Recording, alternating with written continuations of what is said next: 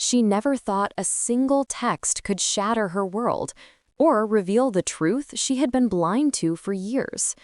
A message intended for someone else landed in her hands, and in an instant, Olivia realized that the life she thought she understood might have been a carefully constructed illusion. The words on that screen would make her question everything she knew about her marriage, her family, and herself. Hello, my friends. I am Olivia, and this is Olivia's Love Stories. I hope you enjoy this story. I had always believed my life was ordinary, comfortable, predictable, safe.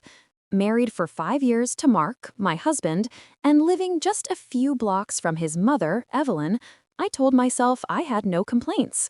Our mornings were quiet routines, coffee, toast, the soft hum of the city waking up outside our bedroom window. I worked as an editor at a small publishing house, a job that gave me stability but little excitement.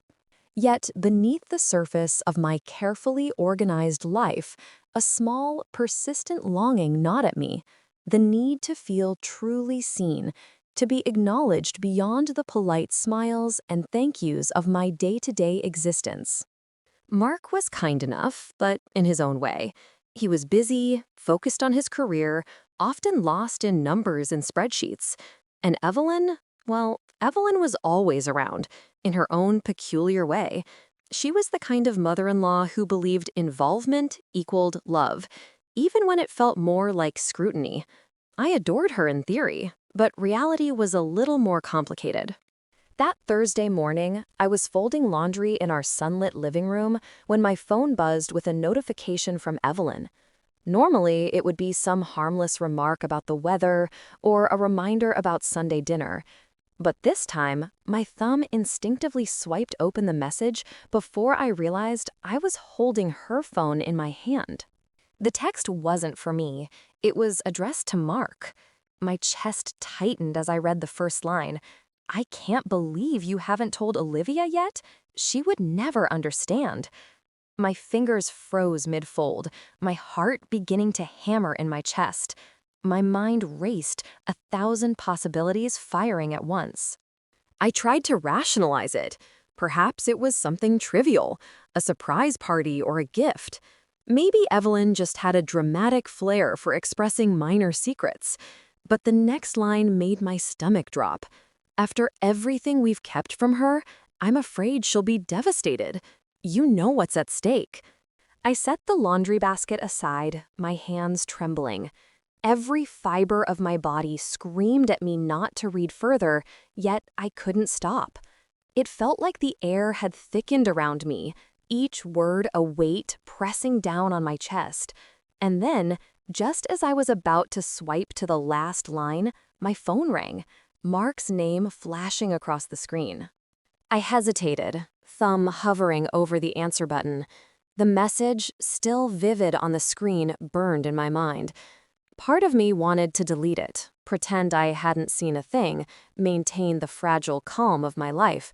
But another part, a more desperate, more fearful part, knew that ignoring it would not undo what I had already discovered.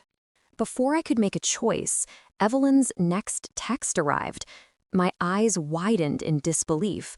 The words were so raw, so revealing, that I felt my pulse skip in terror and anticipation. I can't believe she doesn't know. If only she ever found out the truth herself. And at that exact moment, my hand, almost by instinct, pressed the notification to read the rest of the message. The moment my thumb tapped the screen, it felt as though the room tilted slightly, like gravity shifted, but only for me. The message expanded, revealing the full text Evelyn had meant for Mark, and every word seemed to flicker, hiss, and burn across my vision like a fuse being lit. My heartbeat thundered in my ears, drowning out the distant honk of traffic outside and the muffled footsteps of neighbors in the hallway. The sun, once warm against my living room windows, now felt intrusive, spotlighting me like I was the unknowing actress in a play everyone else had already read. Strong enough to hear it? Leave him? Everything in place? I didn't even realize I was whispering the words aloud until my voice cracked on the last one. Panic crawled up my spine, tightening my throat. For a moment, I just sat there, completely still, completely hollow. I stared at Evelyn's message as if it were written in a foreign language, wishing, desperately wishing, that I could unsee it. My phone rang again, this time a text from Mark. "Hey, did Mom message you by mistake? Don't open it. It's nothing. Just call me." A chill slid down my arms. Don't open it. Too late. I could almost imagine Mark at his office desk, tapping his foot beneath the table, calculating how quickly he could fix this. He had always been composed, calm, controlled. But beneath that, I had something, some weight he carried but refused to name. I had thought it was work stress, perfectionism, maybe even quiet insecurity. I never imagined it had anything to do with me. My need, the one I had ignored for years, rose sharply to the surface. I needed to be seen, to be told the truth, to be more than just the woman everyone tiptoed around. But instead, here I was, discovering secrets in digital shadows. The phone buzzed again, this time a call from Evelyn. I froze. Of all the people in the world I felt unprepared to speak to, she was at the top of the list. The woman who baked for me, checked in on me, gave advice I didn't always ask for, but who had just admitted, in writing, that she and Mark were hiding something significant from me. I let it ring. I couldn't breathe, much less talk. When it finally stopped, a new text slid in. "Olivia, sweetheart, please don't worry. Mark will explain everything tonight. Just don't assume the worst." My chest tightened as a cold realization trickled through me, slow and merciless. If she was telling me not to assume the worst, then the worst was exactly what I should be assuming. The room seemed to pulse in silence, like it was holding its breath with me. I forced myself to stand, but the floor felt unsteady beneath my feet. I walked to the kitchen, anything to keep my hands busy, to keep my mind from spiraling. The faint hum of the refrigerator vibrated through the tiles, grounding me just enough to stay upright. Strong enough to hear it. The phrase echoed again. Had they pitied me? Protected me? Lied to me? I didn't know which possibility hurt more. Just as I reached for a glass of water, another message arrived, this one short, almost frantic. "Olivia, please don't read the next text. I'm deleting it. Just wait for me. Mark." But before his deletion could sync, the preview flashed at the top of my screen. And those half-visible words were enough to make my knees buckle. She still doesn't know she was never. Cut off. Deleted. Gone. But the damage was already done. My breath hitched sharply, the glass slipping from my hand and shattering across the kitchen tiles as I lunged for the phone, desperate to recover what I'd just seen. My fingers shook, my vision blurred, my pulse roared. Because whatever that text had started to say, it wasn't just a secret. It was about me. And suddenly, I was terrified to know the rest. The broken glass scattered across the kitchen floor looked like pieces of my life, sharp, glittering, impossible to gather without cutting myself. I didn't move. I couldn't. My body hovered between trembling and freezing, like my nervous system couldn't decide which reaction would hurt less. She still doesn't know she was never. The unfinished sentence sliced through my mind over and over, each repetition cutting deeper. Never what? Never loved? Never wanted? Never part of this family? A breeze slipped through the slightly open window above the sink, stirring the curtains and sending a cold shiver across my arms. The world outside continued normally. Cars passing, a distant dog barking, someone laughing on the sidewalk, like the universe itself was oblivious to the way my reality was splintering apart. I crouched, avoiding the shards, but my hands were shaking so badly I couldn't touch the phone without nearly dropping it. Every part of me was screaming to do something, to call someone, to run somewhere, but I felt rooted to the floor, anchored by fear. Finally, I took a breath deep enough to hurt and opened the message thread again, scrolling frantically, hoping, begging that the preview hadn't said what I thought I saw. Nothing. The message was gone. Deleted by Mark. Deleted cleanly. But not before it had clawed its way into my mind. I pressed a hand to my forehead, trying to steady my thoughts. Maybe this wasn't as sinister as it sounded. Maybe it was about something completely different. Maybe I was misunderstanding. No. A whisper deep inside me, quiet but undeniable, kept insisting that this wasn't random or harmless or small. My phone buzzed again, and the vibration thudded through my palm. "Mark, I'm coming home. Don't talk to my mom. Don't call anyone. Just wait for me." A command. Not comfort, not reassurance. A command. That stung more than I expected. For 5 years, I had shaped myself into someone agreeable, someone easy to love, someone who didn't ask too many questions or push too hard or upset delicate family dynamics. I had convinced myself that patience made me strong. But now I wondered if my silence had simply made me convenient. Another vibration startled me. This time, a text from Evelyn. "Olivia, honey, please don't panic. There are things you deserve to hear from Mark first. We never meant to hurt you." The phrase that stopped my breath wasn't "don't panic." It was, "We never meant to hurt you." People only said that when someone was about to feel hurt. Deeply hurt. My throat tightened. I stared at the screen, my vision swimming, my pulse thudding hard enough that my fingertips tingled. Every instinct inside me whispered that they were scrambling, not to protect me, but to protect themselves. I stood, pacing the length of the kitchen, stepping carefully around the glass. The refrigerator hummed loudly, like a warning beneath the tension in the air. My reflection in the microwave door looked pale, almost unfamiliar.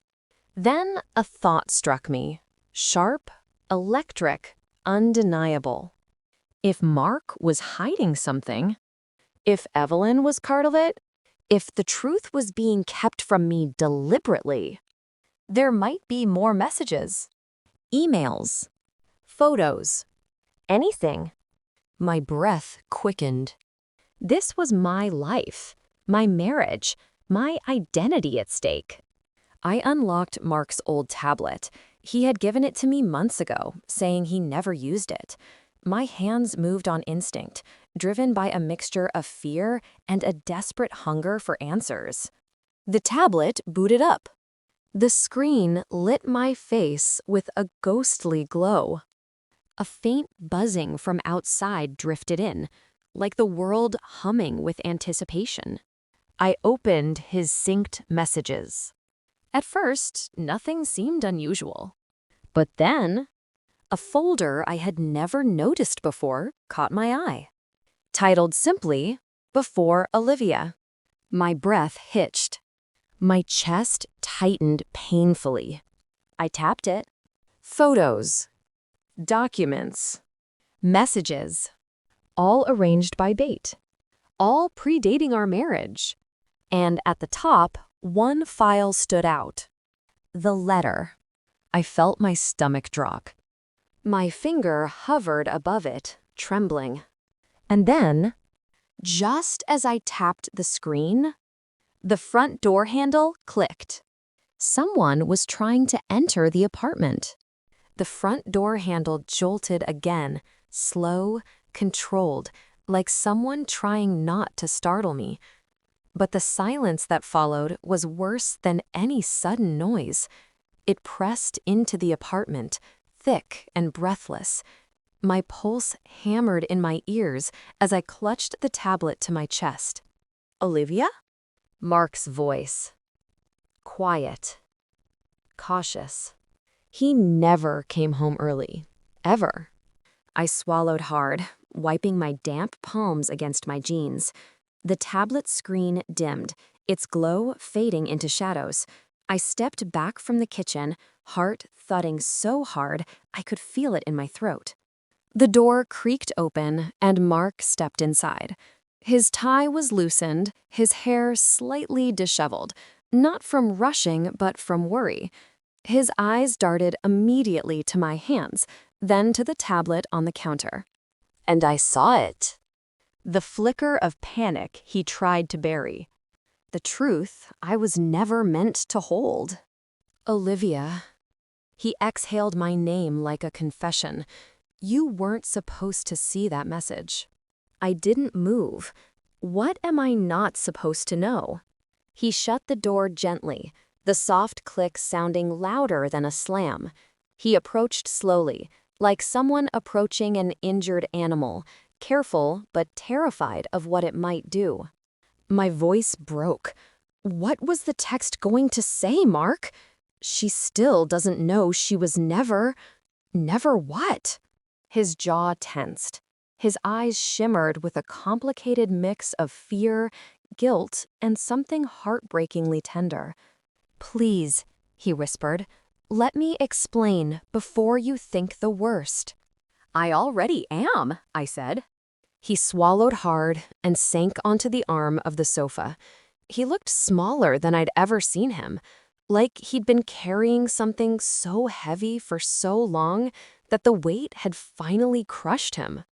"Olivia," he began, "you know how I met you 5 years ago at that community book fair?" I nodded slowly. "You always believed it was coincidence, but it wasn't." A chill slithered through me. He continued, voice cracking, "I knew who you were, long before that day." My breath hitched. What does that mean? He looked at me, eyes glossy. "You were listed as a missing person when you were 16. The room tilted. "My mother recognized your photo in a hospital volunteer newsletter years later. She saw your name, your face, and she knew. She knew you were you, even though you didn't." My knees nearly gave out.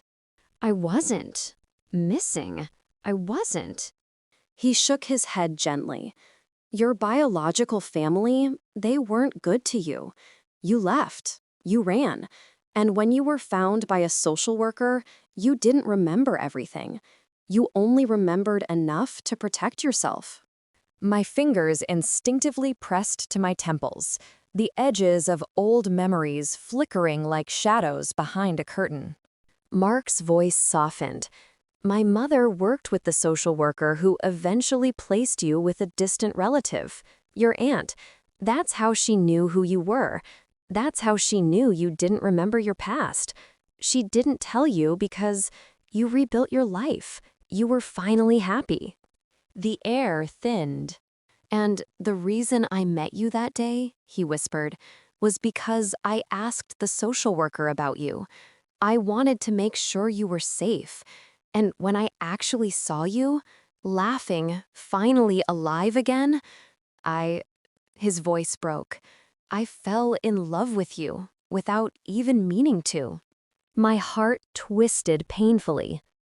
"Then why hide it from me?" I whispered. "Why let me build a life on something I didn't even know about myself?" Mark's shoulders slumped. "Because your aunt asked us to. She said you weren't ready. She said if your past came back too quickly, it would destroy everything you had healed from. So we waited. For the right time. the gentle time. His eyes closed, but that time never came. Silence. Deep, aching silence. And the message? I whispered. She still doesn't know she was never? What? Never abandoned, he said softly. You ran because you had to, because you were brave, not because you were unwanted. My breath shattered. Mark stood slowly, taking a step toward me, not reaching, just waiting. Olivia, everything I've ever done was to protect you. Maybe it wasn't the right choice. Maybe I messed everything up. But I never lied to hurt you. I lied because I loved you. Tears blurred my vision, warm and relentless. I looked at him, the man who knew my past, protected my pain, and carried a truth that didn't belong solely to him. Mark, I whispered, voice trembling, you should have trusted me with my own story. His face crumpled. I know, and if you walk away, I'll understand. I stepped closer, close enough to see the fear in his eyes, the sincerity, the regret. I'm not walking away, I breathed. But from now on, no more secrets, not from the people I love. Relief washed over him so powerfully, his knees nearly buckled. And as he pulled me into a trembling embrace, I felt it, the wound, the healing, the truth settling into its rightful place inside me. My past was mine again. My future, ours, could finally be built on something real.